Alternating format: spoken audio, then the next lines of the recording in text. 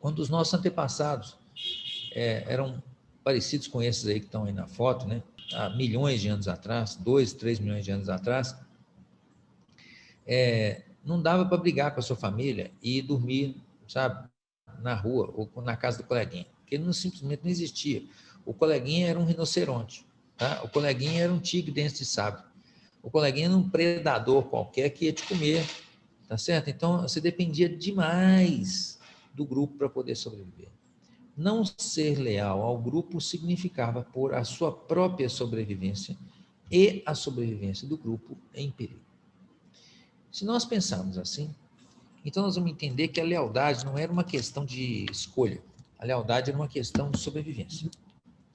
Significa que nossos antepassados, durante milhões e milhões de anos, se nós pensarmos que os estudos mais desenvolvidos que tem em termos de antropologia, etc., mostram que nossos antepassados viveram cerca de 2,8, o hominídeo mais antigo há 2,8 milhões de anos atrás. Se nós pegarmos 2,8 e dividirmos por 5 mil anos de história conhecida, né, nós vamos ver que isso é uma quantidade de tempo, sei lá quantas vezes, 400 vezes maior do que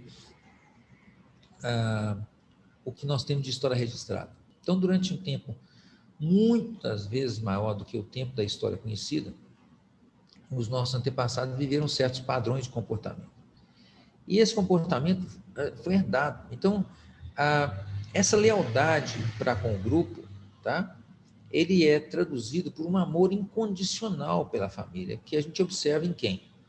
Em todas as crianças. As crianças são assim, elas amam incondicionalmente a família. Tá? Experimenta falar que a mãe do menino, ou o pai do menino pequenininho, que o pai dele é feio, que ele não é maravilhoso. Né? A criança chora, ela briga, tá? Ela ama incondicionalmente sua família. Por quê? Porque isso, se não fosse assim, lá atrás, isso significaria a morte. Beleza? Vamos andar mais um tiquinho. Aí vamos lá. O problema agora é o seguinte: se nós amamos incondicionalmente a nossa família e nascemos assim dentro dessa família, nós incorremos num erro muito grande que todas as crianças incorrem, que é achar que nós amamos mais a nossa família do que a nossa família nos ama. Ora, vamos ver se isso é verdade mesmo? Algumas pessoas chegam a sentar do meu lado e me jurar que o pai ou a mãe não ama ele. E aí, você fala assim, como que não ama, velho? Você está aqui, né? A simples existência dessa pessoa, para mim, é uma prova desse amor. Mas a pessoa diz, não é assim. Então, o que acontece é que existe uma espécie de preconceito sobre o que o amor é. Ou seja, a pessoa quer dizer que amor é somente quando a pessoa faz aquilo que eu gosto, que eu acho que deve, aquilo que eu quero, etc, etc. Ou seja, ela condiciona a existência do amor a uma condição que, na verdade, só existe na cabeça dela. Tá? Mas, no passado da espécie, tá? Amar e ser amado era algo que se mostrava claramente pela sobrevivência. Quando alguém fazia o necessário para sobreviver, ele estava fazendo isso por amor. Quando ele não fazia o necessário, né, a vida ficava em risco, ficava em perigo.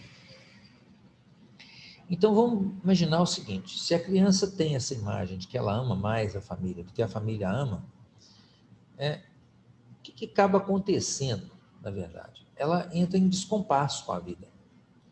Porque a existência da criança, ela já nasce de um amor. Mesmo que a gente ache que esse amor não foi do jeito que a gente queria, tá? Mesmo quando isso se dá às custas de violência, como é o caso de um estupro, ainda assim, para a vida, isso é amor. Mesmo que a gente não concorde com isso, porque a gente, por exemplo, tende a achar que o instinto sexual não é uma forma de amor válida, mas para a vida é. Tá? Então, na verdade, o que a gente vê é uma inversão na ordem básica, porque primeiro nós somos amados, depois a gente vem. E aí depois a gente ama a nossa família. Mas muitas pessoas percebem isso aí de ponta cabeça. Ou seja, elas querem me dizer, né, que são elas que amam mais a família do que a família as ama. Ora, o desejável, o adequado seria que, com o tempo, a criança vai expandindo sua percepção e põe isso de novo em ordem. Ou seja, ela vai perceber que os pais fazem tudo por ela, ela vai perceber que os pais dão a ela não apenas a vida, mas muitas vezes conseguem dar muito mais do que isso, dão estudo, dão comida, dão abrigo, dão proteção, dão educação, dão tudo. E se ela entender isso, então ela vai entrar nessa ordem natural das coisas. Ela vai entender que os filhos são pequenos, os pais são grandes, os pais dão, os filhos tomam, aquilo tudo que o Bert Hellinger explicou para nós, que são as ordens do amor, como ele dizia. Mas e se ela não percebe? A pergunta é, o que vocês acham que acontece? Bom, na minha percepção a criança não percebendo que ela não é amada em primeiro lugar, ela vai agir de uma maneira seguinte, a tentar compensar aquilo que recebeu da família. Ou seja, ela tenta reciprocar aquilo que ela recebeu da família. E muitos filhos tentam reciprocar como uma forma de vamos dizer assim, de saírem da posição, né, onde eles tentam provar que eles amam mais mesmo a família do que a família ama eles de volta. Eles querem, tá bom, eu te devo a vida, mas eu vou te dar muito mais do que aquilo que você me deu. Então, essa tentativa de reciprocidade, ela, na verdade, muitas vezes faz o quê? Ela trata como uma questão de equilíbrio, de dar e receber, algo que, na verdade, precisa ser vivenciado como ordem. Isso leva à exclusão do amor dos pais por ela. O único jeito de fazer isso é não ver o amor dos pais por alguém. E ao não ver o amor dos pais, surge uma lealdade que inevitavelmente vai levar ao amor cego. Mas aí, esse amor cego, ele tem consequências, tá? E como é que a gente corrige isso? Bom, aqui eu vou dar uma receitinha de bolo bem simples. Primeiro, a gente tem que fazer a pessoa perceber que ela pertence à sua própria família. Porque, por incrível que pareça, algumas pessoas não têm isso claro. Elas não se sentem incluídas, pertencentes, amadas, tá? Ou seja, basicamente o que todos os grandes mestres espirituais que eu encontro pela frente dizem é a mesma coisa. Eles dizem assim, olha, a pessoa está desconectada do amor de Deus, ela está desconectada do amor da família, ela está desconectada, tá? E os grandes pensadores nesse sentido, os grandes executores dessa obra, sempre mostram o seguinte, a maneira mais simples de fazer isso é demonstrar, nós como ajudantes, esse amor incondicional pela outra pessoa.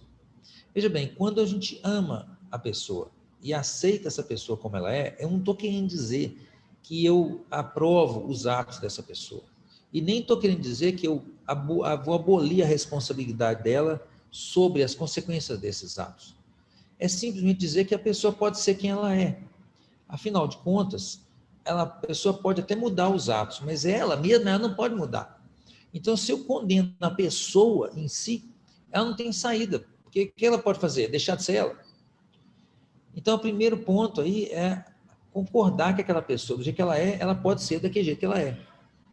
E isso significa muito, porque é o seguinte, Bert Hellinger falou isso, o Carl Rogers tinha uma expressão que era Universal Positive Recognition, que seria traduzido mais certo como reconhecimento ou respeito universal positivo. Ou seja, basicamente é dizer que a pessoa pode ser quem ela é. Tá? E quando nós expressamos esse sentimento pelo nosso cliente, o que acontece é que ele se sente muito acolhido, muito bem. Tá? Aí é como se nós fizéssemos para ele o movimento que ele precisa fazer dentro de si mesmo. E Jacob Schneider, que foi nosso professor, dizia, o bom ajudante antecipa em seu coração o movimento de reconciliação que o cliente precisa fazer ele próprio. E com isso ele meio que cria uma ponte, um caminho para que o cliente chegue lá. Uma vez feito isso, tá? Então o próximo movimento será colocar ordem nas coisas de novo, né? Quer dizer, mostrar para a pessoa então o seguinte, se ela já é aceita dentro da família, do jeito que ela antes foi amada pela família. E depois ela amou sua família. Então isso cria uma ordem, o que vem antes e o que vem depois. E em seguida, quando a pessoa faz isso, então ela aprende o lugar dela na família.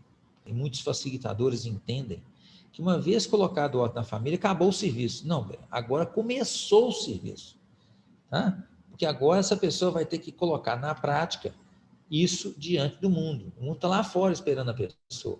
Há muita coisa para cumprir. Nossa missão é, na verdade, muitas vezes mais lá fora da família do que dentro. Tá? Mas as pessoas muitas vezes não percebem isso, então elas ficam o tempo inteiro sem parar, tentando. Eu costumo brincar assim, ó, imagina que os meus pais estão aqui na frente. Então eu olho para eles e falo: tomar os pais, tomar os pais, tomar os pais, tomar os pais, tomar os pais, tomar os pais, tomar os pais, tomar os pais. Aí depois eu afastando. Tomar os pais, tomar os pais, tomar os pais, tomar os pais. Aí depois olho de novo para os pais, não tem nada para fazer, né? Assim, tomar os pais, tomar os pais, tomar os pais, tomar os pais, tomar os pais. Tomar os pais, olha que bom. Tomar os pais, tomar os pais, tomar os pais. Mas a pessoa nunca vira. Então ela está o tempo inteiro tomando os pais, mas nunca está levando os pais dentro de si. É como se ela ficasse num ioiô, sabe assim, o tempo inteiro nesse movimento. Em relação à sua família de origem, sem nunca virar para a frente, levando aquilo que a família lhe deu dentro do seu coração, na sua inteireza, na sua fractalidade inteira, né? No que ela representa dessa família ou desse sistema familiar inteiro dentro de si.